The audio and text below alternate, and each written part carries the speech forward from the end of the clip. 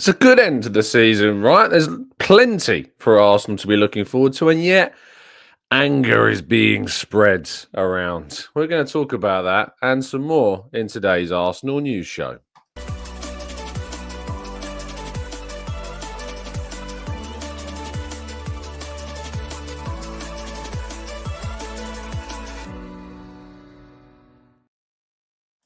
Hello and welcome to the Gooner Talk, back again with you guys and girls for another episode of the Arsenal News Show. Thank you so much always for tuning in. Very much appreciated. Thank you so much for being here and for listening. Thank you for you all that are tuning in live. Thank you for those that are listening on catch up as well. It is all greatly appreciated. Good morning to those joining us live in the chat box. Good morning to Shari and Paul and Ian, Matt G and Hooded Gooner and Glenn. We've got Mark, we've got Paul. Good morning to Rowan and James and other Paul and Carlton, Rich, PJ, Brian, and plenty more of you guys and girls as well. Thank you so much, everybody, for listening. It is greatly appreciated, and I hope you've had a really good week so far. You've made it to Friday, of course. There is no game this weekend. There is no press conference on a Friday for me, which is a strange feeling. You know, I'm so used to Fridays being a day where I'm going to have to drive around the M25, around to the Shelby Realty Training Centre to listen to Mikel Arteta, not tell us anything to do with injuries. And it's a different, more chill, relaxed Friday. Plenty of chances to get some thoughts out, get some words out on the current situation about Arsenal. And of course, this weekend, there'll be more chances to do that with their no Premier League fixture. Arsenal, of course, got the weekend off of Crystal Palace taking on Aston Villa in the FA Cup semi-final. And so therefore their game was moved earlier this week to that Wednesday night game. But Arsenal will be taking place in the Champions League semi themselves on Tuesday night against PSG at the Emirates. There'll be plenty of updates from Mikel Arteta on Monday. It's a late press conference on Monday, so you'll be hearing all about that on Tuesday morning ahead of the game as well. Right, let's start, though, with today's slides. We kick off with an interesting...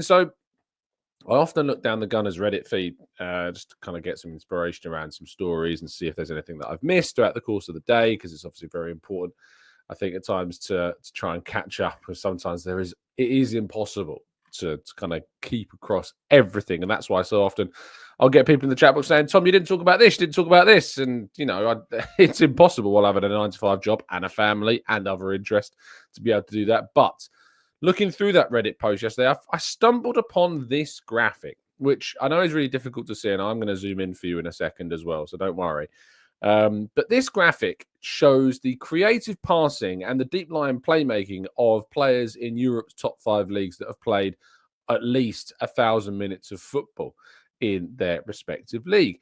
And what I thought was quite interesting about this, and this is where we move to the next slide where it is slightly bigger. And in fact, if I move to this screen and let it take over the whole screen, you will see, of course, plenty of players that you'll be familiar with, maybe some that you're less familiar with across Arsenal's top 5 leagues. But what it does do is, I think, provide some extra context that even though we have been extremely disappointed with Martin Odegaard's season, when we look at his creativity, when we look at his contributions amongst the league's best, he still ranks exceptionally highly among these. If you look on the left-hand side of your screen, you've got the creative passing graph here with XA up the left-hand side, and you've got passes into the penalty area down the bottom. And only one player has played more passes into the penalty area this season who has played at least 1,000 minutes. And of course, this is per 90, not just total. And that is Michael Olise. Michael Olise is the only player in Europe's top 5 leagues to have done so. After that is actually Ryan Cherky, who's been doing absolutely brilliantly for Lyon, and certainly will be a player I think that a lot of clubs will be chasing on the market moving forwards. But Martin Odegaard is the player that is performing, besides Michael Olise, the best across all of Europe's top 5 leagues. And then we have a little bit of a closer look at deep line playmaking. Now, we know that Odegaard's been kind of asked to play slightly deeper here and play more progressively. Suggestions that he slows play down, that he's not risky enough with his passing, that he's not doing enough to play the ball forwards. Well, having a look at this graph once again, there are very few players that have played as many progressive passes per 90 compared to Odegaard. The only players that can say that they have are Pedri and Joshua Kimmich. They are the only ones. Even Pedri, I think it's pretty close between the two, if not maybe even Odegaard slightly higher than Pedri. But you've got plenty of others on this list who are not producing those same levels. And this isn't just midfielders, by the way, because you can see Ashraf Hakimi on that list in the bottom part. You can see Diop and Meccano, a centre-half on this list as well. Granit Xhaka up there as well for Bayer Leverkusen this season, has had a really impressive campaign for them. But in terms of long passes, that's just not really Martin Odegaard's game. That's why he's not high up on the chart for the left-hand side, and that's why he's further along on the right-hand side. But I thought it was a really good piece of data. This is put together by FBref, which uses Opta Stats, of course, to produce that data. And I thought it was a really important bit of information that when I scrolled through yesterday, that Reddit feed, I was like, that's very interesting. And I wanted to share that with you guys just to give a little bit of context around Odegaard's season, despite the fact that we are personally, and I do too, consider this probably his worst season in an Arsenal show, that even in his worst and lowest form, he's still producing, as opposed to his rivals across the top 5 leagues, some incredible numbers still. And that should be very encouraging for next season, when hopefully he's had the chance to kind of recover properly from these injuries that have affected him so badly. Moving forwards, though, and yesterday, the Ashburton Army released a statement confirming that in just 24 hours, the Arsenal fans came together to raise over £10,000 to fund what would have been our biggest ever display for the Champions League semi-final against PSG. Unfortunately, the club has declined our proposed design, and there won't be a display in the clock end. As a result, everyone who contributed will be fully refunded. This doesn't change the importance of the game. We still need every single one of you bringing the noise and backing the team like never before. Thank you, everyone who donated. We are grateful for your continued support. Here are the declined proposals. So it's worth pointing out, of course, with this, if you're listening on audio platforms, you can go to the Ashburton Army's Twitter page to get an insight into what the designs were. But effectively, they are a mock-up of that kind of Real Madrid tifo, where they had like the image of a god, for instance, of kind of playing chess and knocking kind of over the chess pieces and claiming themselves as kind of not only the greatest team on earth, but also suggesting that God himself supports Real Madrid. Well, the Arsenal version is very similar. It's Mikel Arteta and a number of the other players, of course, as well. And I think there's an argument that some of the characters kind of behind Arteta and the others, I don't know if they're meant to be Ashburton Army members. They're kind of wearing these weird masks. It's a bit strange, to be honest. But I don't know if I'm correct or not about that. But it's kind of a mock-up of the Real Madrid kind of tifo as it was. Now, of course, I would have loved to have seen like another kind of tifo. I'd love to see a full stadium tifo. It would have been great. It would have been a great moment. Of course, we've already gone through the issues that were associated with the first tifo during the Real Madrid game, which was the Thierry Henry tifo. We've gone through those issues before, suggesting that obviously Cole Bork, who is the artist behind that Thierry Henry artwork, was not consulted or credited at all when that tifo was created, and actually was never only found out that his artwork was being used when he saw it inside the stadium, which is obviously not a great look. What's not great about this statement is the fact that it doesn't give any information at all, that the people who have written and released this statement behind the AA have decided not to give any clarification, any specificity about the reasons as to why the proposal was declined, if indeed they are aware of that. So if indeed there was a reason, and I've done a little bit of digging, and to be honest, there's not really too much to be said about this, because even the AA aren't describing or detailing the reasons as to why the designs were declined. If they are aware of them, they've chosen not to show them. If they aren't aware of them, of course, then they don't have them there. But the concern I have is that I feel as though that this whole thing is now being turned into kind of a fans against the club type scenario, where obviously you're seeing a lot of people online. I mean, I clicked on the tweet that Arsenal put up yesterday evening when they tweeted out about let me see if I can find the tweet in itself. They put a tweet up of "Let's create that special atmosphere, Gooners, throwback to our clash with PSG in October," and crediting the person who took the photos, Lloyd Wakefield there. if you look at the replies to that tweet, obviously it is quite an interestingly timed tweet by Arsenal. It came, just have a quick look of when Ashburton Army's tweet went out. Ashburton Army's tweet went out at 7 o'clock. And this tweet by Arsenal went out at 7:30 about the atmosphere. The timing is absolutely not coincidental. I don't believe for a second that it was always going to go out, this tweet, and I won't believe that it will. It seems for quite a response. But if you look under the tweet, of course, at the replies, all of them are saying, allow the Tifo. We need to see this Tifo in the stadium. Why have you turned down this Tifo, etc., and so on. As well as a lot of other tweets, obviously, being like, yes, let's create an amazing atmosphere. It just seems like there's this kind of butting of heads situation that's wanting to be publicized as much as possible and generate kind of disdain and frustration towards the club without actually giving much information. It is that lack of information, that lack of clarity about why things were rejected, why things were turned down, that further generates frustration and noise, because people get annoyed that they don't have a reason and they start creating up reasons in their mind, when the reality is that there was probably a very good reason why the Tifos were not allowed to be installed. We know that Tifos can be installed because we've seen it happen. The club did it against Real Madrid. They approved the Tifo that was there, despite, I don't think, being in the knowledge that the AA, of course, didn't have any intention to credit the artist behind the Thierry Henry Tifo.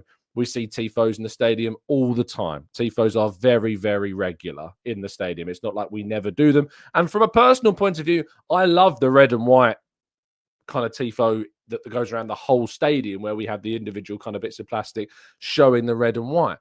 I think that's a great image always when we see that inside the stadium.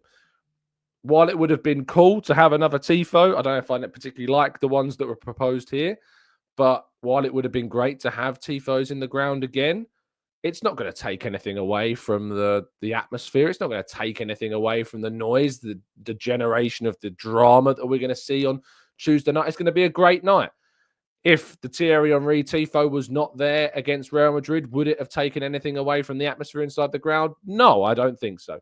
It's an artistic thing. It's meant to be kind of an intimidation type thing, I guess, but the impact is minimal to very zero. It's just more of kind of a show of artistic fervor, if you like, and to, kind of show inspiration in some ways, I guess. But I'm not sure the designs are that great. I think they're a little bit too close to the nail, or maybe even slightly beyond.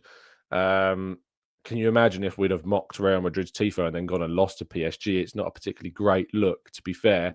The Thierry Henry one is something that happened in history. Thierry Henry scoring against Real Madrid, of course. So I think that maybe the designs in themselves probably needed to be a little bit different. I don't know if that's the reason, of course, the designs themselves, or if it was actually something to do with perhaps timing, perhaps how long it took, of course, to get these designed and then submitted, if it could then be put together in time and the club weren't able to do it. I don't know.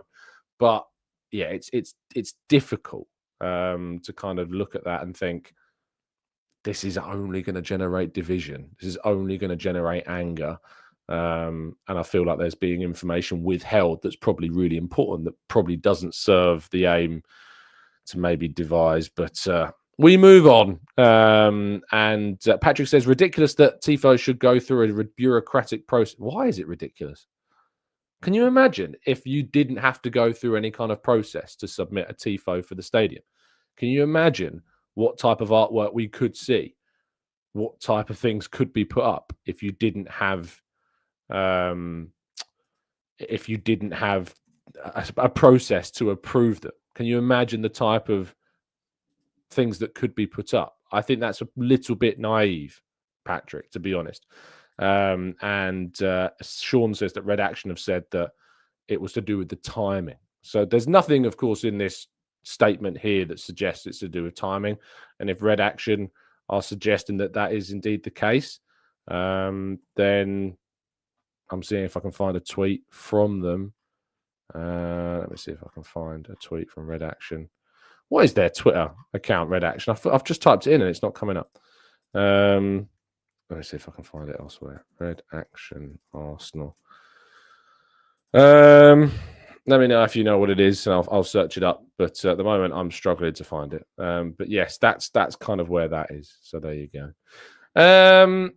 Moving to our final story before we go to part 2 and some of more of your comments as well. Arsenal are very much in the race for Dean Huijsen or Huijsen. I had a conversation with a couple of our Dutch listeners, and they said Huijsen is the way to pronounce it, even though he's, of course, a Spanish international, but he has got that Dutch heritage. And I think that this is a really interesting thing because he is a brilliant footballer. You know, it's without question a really impressive rise that we have seen this season from the Bournemouth defender. And, you know, it seems nuts that they got him from Juventus for such a cheap price. He's got a £50 million release clause in his current contract that would see a club be able to sign him in the summer, of course.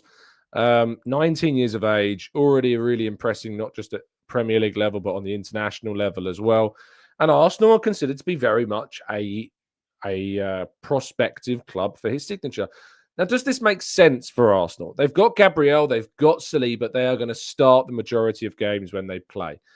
Gabriel is now 27 years of age. Gabriel Magalhaes has still got many years of top-level football ahead of him. He'll be 28 at the end of this year. His injury, of course, is a frustration, and a hamstring injury is something that can, of course, come back, and a muscular problem can reoccur.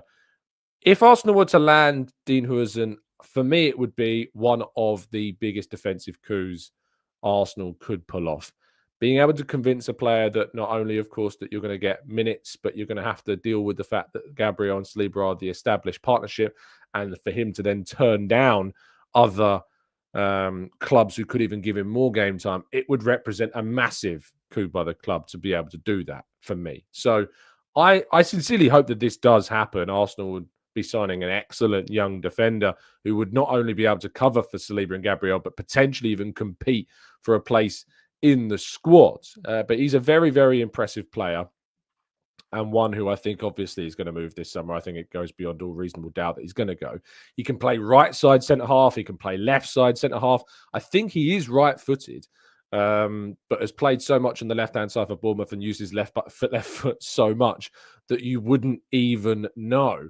But he has been very, very impressive indeed, and can use both feet very, very exceptionally well and play on either side of the defensive back too, which makes him a very, very exciting defender for Arsenal to potentially land. So let's see if it happens. But Arsenal are very much in the race for Dean Huijsen ahead of the summer transfer window. Well, let's go to part 2, some of your questions and more right after this.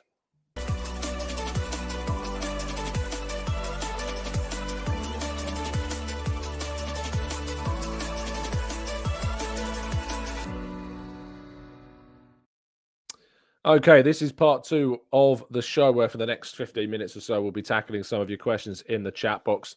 So if you would like to jump into the chat box now and take some of your thoughts on anything we discussed, maybe something more beyond our discussion topics today, then now is the time to put them into the chat box. So throw them in there now. SN says, how do you manage to not be deflated? My hopes for the Champions League final are pretty much gone, and I have no hopes for the summer window. I think we will again do some errors in the market, like not getting Juan Garcia. Imagine not signing a backup goalkeeper being something that would deflate anybody. How do I manage not to be deflated? Because I've watched Arsenal over the last 5 years re-establish themselves as a title challenger. I've watched Arsenal reach the semi-finals of the Champions League for the first time in, 17 years. I've watched Arsenal move into a position now where we are able to compete and sign. I've gone through years of utter purgatorial, horrid football with mistakes every single week. I've now watched Arsenal appoint the sporting director of Atletico Madrid, who helped them win several league titles and trophies, of course, signing some of the most expensive players on the market and helping them compete with Barcelona and Real Madrid. I've watched Arsenal renew contracts of young players of exceptional talent like Bukayo Saka, William Saliba, Emile Smith-Rowe, and more recently the hope, of course, that Miles Lewis-Skelly and Ethan Nwaneri, 2 young Highlanders that have broken into the Arsenal setup. I've watched Arsenal take a massive risk on a young manager in Mikel Arteta, who has proven all of his doubters wrong, to take Arsenal into this level, where now not only being in a Champions League semi-final, but having them watch them dump 5 goals on the European champions, win in the Bernabeu with a season horrendously affected by injuries, and yet I'm asked how I managed to not be deflated. Are you mad?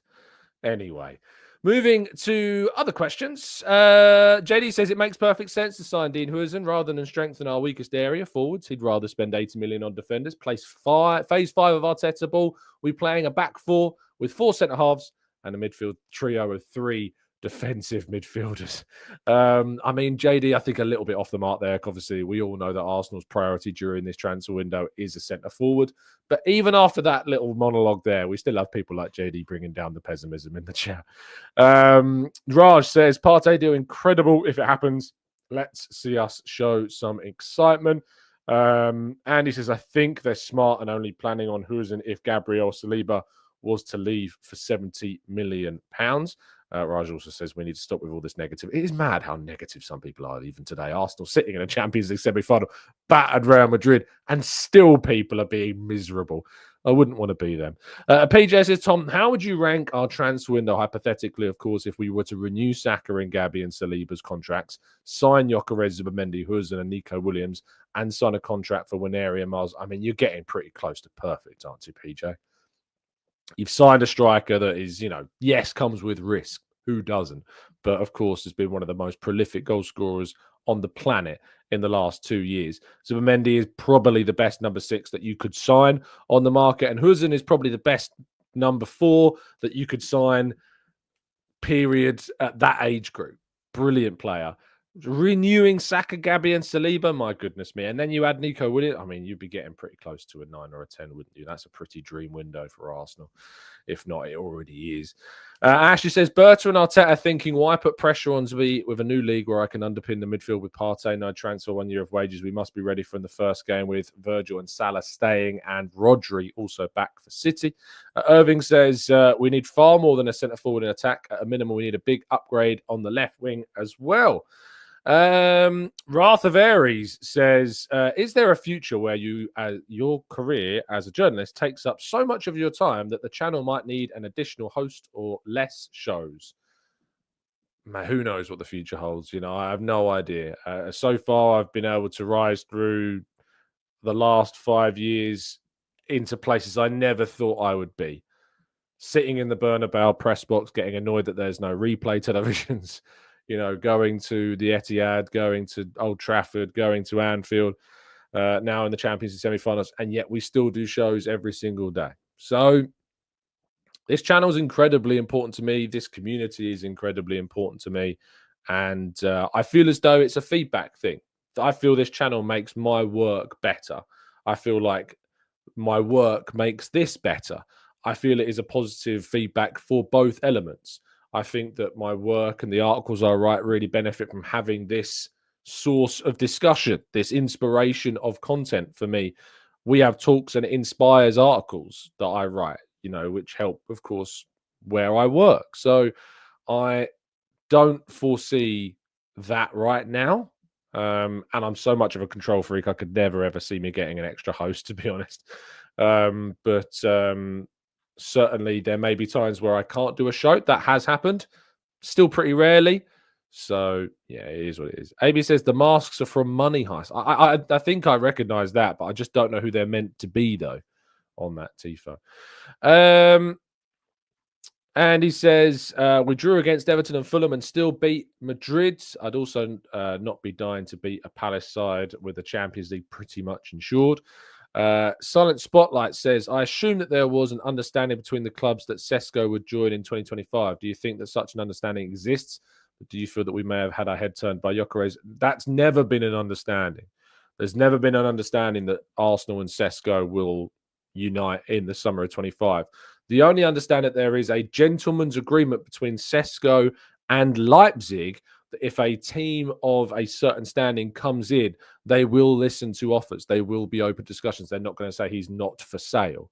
There will be conversations about his exit this summer if a team of that caliber comes in. That's the only understanding of an agreement. There's no understanding between any clubs as far as I'm aware right now, only that the player and his club Leipzig have an agreement that would enable his exit should a team of that caliber come in the summer.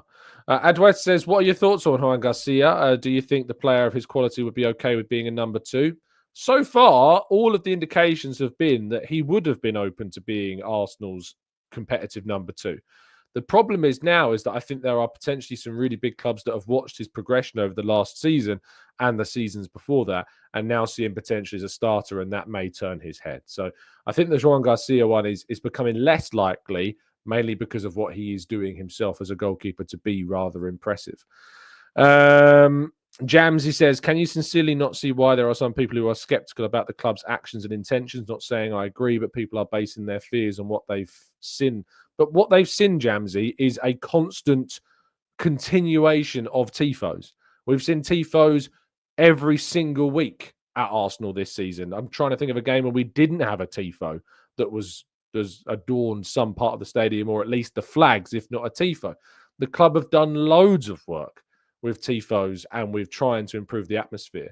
But I don't really get, Jamsy, why you would lean as a primary instinct into something that were kind of skepticisms and intentions when the people that you are leaning on instead are giving you absolutely no information as to why that Tifo was rejected. And I, in my personal opinion, that is by design.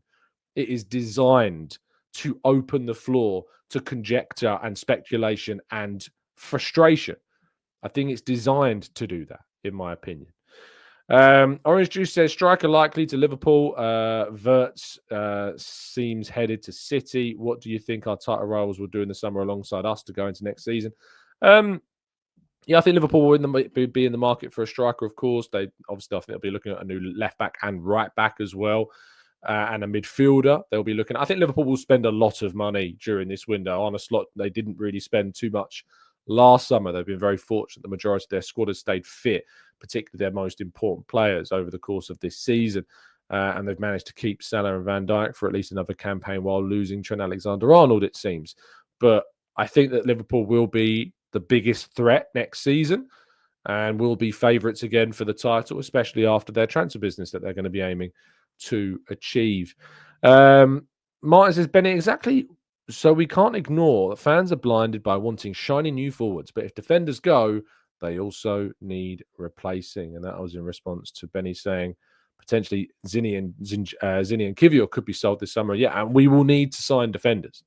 And despite, people leaving comments like JD did earlier in the show, which was kind of taking the mick around Arsenal signing more defenders, Arsenal do need to do that. If Kivior leaves, if Zinchenko leaves, Tini is going, Arsenal need to sign another defender. So, Tomiyasu's not going to be back until the new year. Ben White has suffered with continuous injury issues. People, unfortunately, like we saw with that comment earlier, like to instill negativity, and they like to break apart kind of what we have seen, which is some really positive stuff by Arsenal, and try to sow the seeds of doubt and frustration, when in reality, Arsenal do need to go and sign a defender. We do have to go into the market and add those players. Dom says, how likely do you think it is that we will start the next season without a number 10 or a number 14 in the squad? Well, the 14 obviously is just more of a number. If you'd have said like a number 9, but I know what you mean. You're talking about squad numbers. I think it's unlikely that Arsenal wouldn't sign a centre forward. Very unlikely. An attacking midfielder is less likely because I think they've got more of a feeling about kind of the wide areas and stuff like that. But I think Arsenal still are going to be very aggressive in this summer transfer window. That's certainly the feeling that we get. Certainly the sense that we get is that there is a real desire to strengthen the team. Nikkei says, if Partey does renew his contract, will this have any effect on the Zubimendi deal? As far as I'm aware, no, it won't have any effect. And I wrote that in a piece yesterday if you want to go and get an update on the Zubimendi situation. James says, Tom, is it a coincidence that most of the players that we are linked to are Spanish? I mean, Gyökeres is not Spanish. Who else have been linked to? Semenyo, not Spanish. Abramo's not Spanish. Sesko's not Spanish. Isak's not Spanish. The ones that are Spanish are Zubi, Williams, Huijsen. They've been linked with Arsenal. But it's not. I don't think it's a coincidence. I don't think it's like a thing to be like. I don't know what the word is. Concerned? Is there a concern? Arsenal's Spanish kind of influence on the team right now is David Raya and Miko Marino. We don't have a lot of Spanish players in the team, but maybe there is a desire to add more of a Spanish influence with those. But if Arsenal were to sign Huijsen, Williams, and Zubi in the same window, that is quite a lot of Spanish players. But I don't know if it's coincidence or if it's by design. I don't know. Jocelyn says, morning, Tom. Do you think Saliba's 2 recent defensive errors has affected his market value? No, I don't think so. Dr. Funky Punk says, don't need more defenders. We've been through this. I actually can't believe the naivety of some. I really can't, right? So at the moment, Arsenal's season so far, when we look at the players that have been missing, throughout the whole of last season, Arsenal didn't have Jurriën Timber. He was out. If we'd have lost Ben White at any point, we would have been really, really struggling in that right-back position. Gabriel's been missing for the end of the season. Kivior's come in, a player that a lot of people have said for a long time is not good enough. Thankfully, he's proving a lot of them, including me, rather wrong. Tomiyasu has not been available for a long time. We've signed Calafiori. He's missed significant portions of the season because of 3 separate injuries, 2 of them really unfortunate, kind of unlucky, just slips that have cost him. Tierney is leaving. Zinchenko could leave in the summer as well. And yet you still get people leaving comments like this, which, with respect, are just so silly. They are really silly. And they come from a desperation, of course, to see Arsenal go into the market and sign a centre-forward. And this kind of warped mindset that if Arsenal sign a defender, it means they're not going to go and sign a forward player. But you're wrong. Arsenal absolutely have to go and add depth, because if we do suffer the same issues that we've had this season in the forward line, but in the defensive line, and we don't add someone in defense, or maybe even 2, it's going to be a big, big problem. So open your eyes to the bigger issue. Don't fall into the trap that so many kind of sensationalist shows and reports you see try to fool you into thinking things are worse than they are because Arsenal want to sign another defender. Just because you see memes online or Arsenal's rival fans talking about it doesn't mean that you have to fall into the trap that this commenter has here. It's ridiculous. Absolutely ridiculous. So we need to make sure that Arsenal replace the players that they lose. And if Arsenal lose Tierney, which they are, if they lose Kivior, which they could, if they lose Zinchenko, which they could, then they need to make sure that they've got the depth. Imagine if Kivior left, right? And then next season, Gabriel suffers another problem and Calafiori's already out injured with something else. I'm sorry, but there is no world in which this point of view is cool, because it's not. It's not cool. It's short-sighted and it's naive, is what it is. Sally says, do you think that Gyökeres is now the prime centre-forward target? What's changed in 12 months? We could have easily signed him last summer. Not necessarily, Sally, last summer, because obviously last summer there wasn't really an understanding between Gyökeres and Sporting that his price tag would be dropping like it is at the moment. His price tag last summer was 100 million euros after just 1 season in Portugal playing at that level. This summer, we have seen a second season of not just a consistent level of goal scoring, but an even higher level of goal contributions compared to the previous season, of course, as well, which means you've got an extra body of work. His price tag has fallen as well. And the other key target that Arsenal have had in Alexander Isak has had another really, really, really good season. And Newcastle do look like they will get Champions League qualification, which means that the primary target, which of course for many clubs would be Isak, is not there. So actually a lot has changed in 12 months for the striker position and for Gyökeres as well. For me, Sesko, I'd still lean on more so than Gyökeres, but it is close, I think, between the two. Paul says, as a massive club, why wouldn't we buy the best available players who fit into the manager's blueprint, inclusive of goalkeepers, defenders, midfielders, and strikers? I think that's a question that has a very obvious answer that I don't even need to tell you.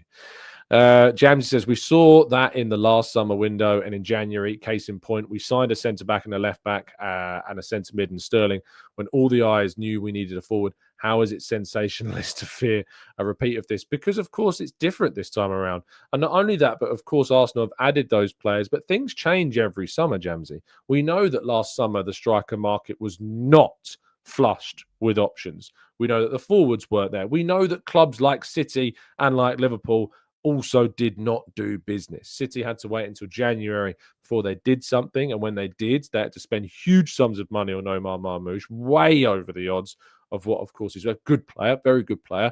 A huge investment went on him. And then, of course, they brought in Kusanov as well and Vitor Reis as well, the Brazilian defender. But they're not, those two signings are very much for the future. It was kind of coincidental, if you like, that they happened in January just because they had the injuries. They need to bring some of those plans forward.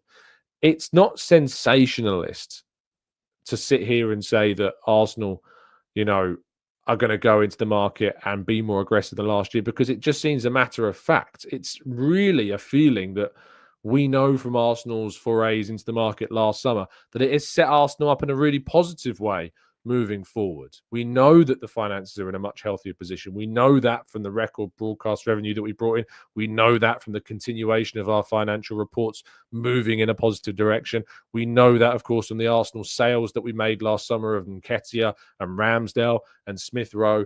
Arsenal are just in a much healthier position this time around.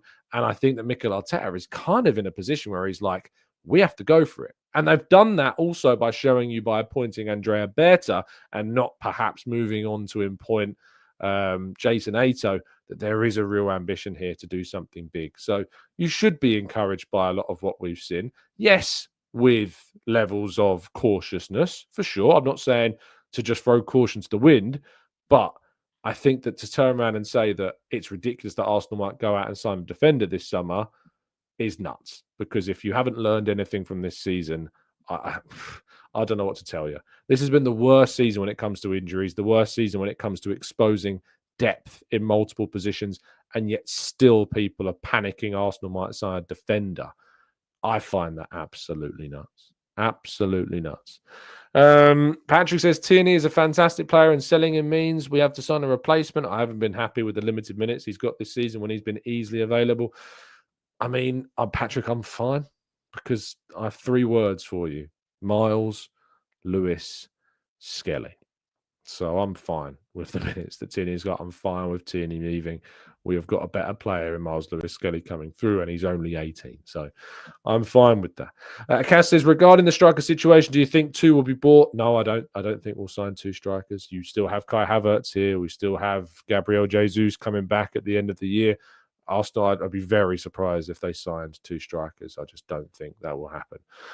Soup says maybe the links with Gyökeres and Arsenal trying to get Leipzig to drop the price for Sesko. I mean, transfer games are played all the time, so it's impossible to never know what could happen.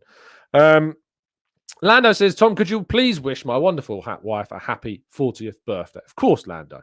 Lando's wife, happy birthday, whatever your name is. Yeah. Amazing husband didn't include your name. But happy birthday to you. M. Norris says, we've dropped almost the same amount of points this season as the last 2 seasons combined from a leading position, have barely kept 2 clean sheets in a row. We need defenders. Couldn't have said it better myself. Roy said, Tom, apart from the Invincibles, which one player would you think was a great fit for our current team? In terms of like what players outside of the Invincibles that have played for Arsenal, Alexis Sanchez, all day long. Alexis, imagine a front 3 of, if Arsenal sign a centre forward, Saka, one of Gyökeres or Sesko, and Alexis. Oh, exciting! That would be very, very exciting indeed. Justin says, Tom, please don't mention Gabriel Jesus. He clearly needs to go. Why wouldn't I? He's here. He's going to be here. So obviously I'm going to mention him. Let's not be silly. Jasper says, what are the updates on Marino's injury? Unfortunately, there isn't any updates at the moment. But hopefully it's just a case of rest and load management and nothing more than that. Fingers crossed. I love you saying Fabregas you'd like to see in the team. I think Alexis would have a bigger impact personally. Also, you could argue that Patrick Vieira is an invincible, Rich, so you can't have him, I'm afraid, because you can't have any player that played in the invincible squad. James says, it is not a concern that given Jesus' injury, repeated injury, Gabby's form, Saka's excessive minutes, our forward departures, they didn't identify that. We may have needed more than Sterling. And Jamesy, who was that for you? Who was that player? Who was the player that moved in that summer window to another club that was available, that was the right signing for Arsenal to make in that summer window? Because for me, I don't look at that window and I didn't see the obvious candidate that was the right player. I just don't and didn't see that player there. Particularly the centre forward. I just didn't see the centre forward in that window. Desiree Doué is not a centre forward. I didn't think I'd have to say that. And he says, without knowing who goes out, what if Trossard gets a £250 pound per week Saudi offer? We can say that beyond the 6 and the 9, if we did well in the summer, once we know the full picture. I think Trossard, if he gets a very good offer and Arsenal get a very good monetary offer, they should be open to that deal. And that would open up the chance to go, of course, for a Williams or for a Barcola or somebody like that. Ajma says, I understand why we are where we are in the league, but I'm not sure losing 18 points and winning positions can be blamed on it. Why not? I think if you look back at the season in terms of the games that Arsenal have lost points from winning positions, this season at least, you know, the game on Wednesday was from an individual error from Saliba. I mean, when the two mistakes we've seen from Saliba are the most anomalous things. Like, we don't see those types of mistakes. We just do not see those types of mistakes at all. And that's incredibly frustrating, of course. If we go back to the start of Arsenal's season, so we're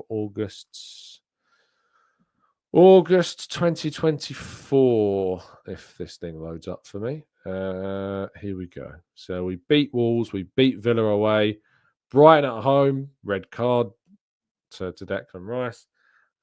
Manchester City, red card to Trossard.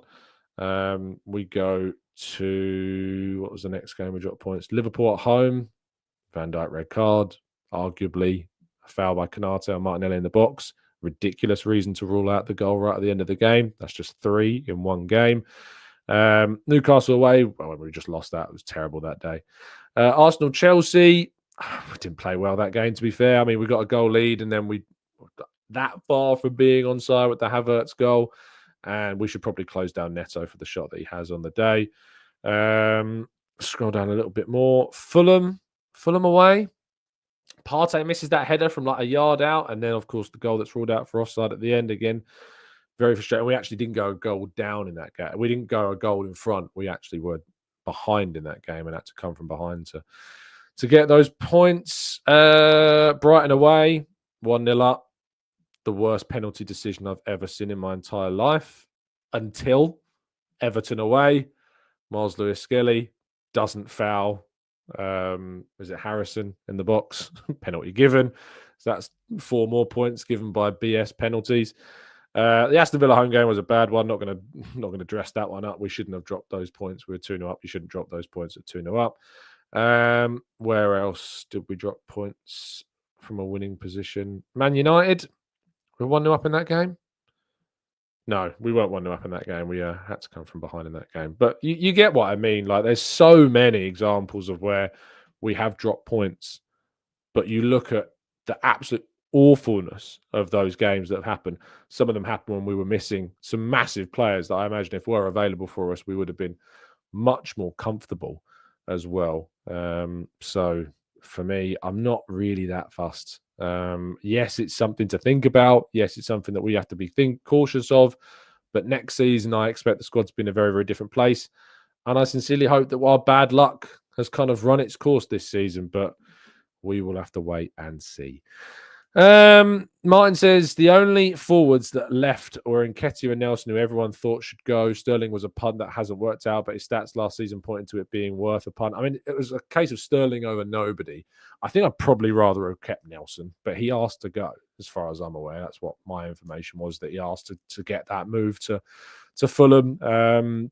So it left Arsenal in a sticky situation, and it was a case of Sterling or no one. But again, I asked the question, like, who should we have gone for? And I've scrolled down and I haven't seen anyone suggest it. But that has kind of been the case. January was a massive failure. There's no doubt about that. January was an awful window, and we absolutely should have done something. You know, there were players like Kolo Muani who left on loan, Alvaro Morata. We could have added somebody. You could argue that would those players have done as much as Mikel Merino has done at centre forward? I don't know. Mikel Merino has been brilliant. You can't legislate for some of the form that we've seen from Mikel Merino, to be honest. You just could not legislate for that. But thank you so much, as always, for tuning in. Really appreciate it. I've gone on way longer than I thought I was going to this morning. But thank you so much for listening. Really appreciate all of you for listening. And I'll be back with you, of course, tomorrow morning, bright and early, 8 o'clock, for a roundup of any more news that happens in the next 24 hours. Thank you so much for listening. Stay safe, stay well, stay happy and respectful. And as always, up the Arsenal.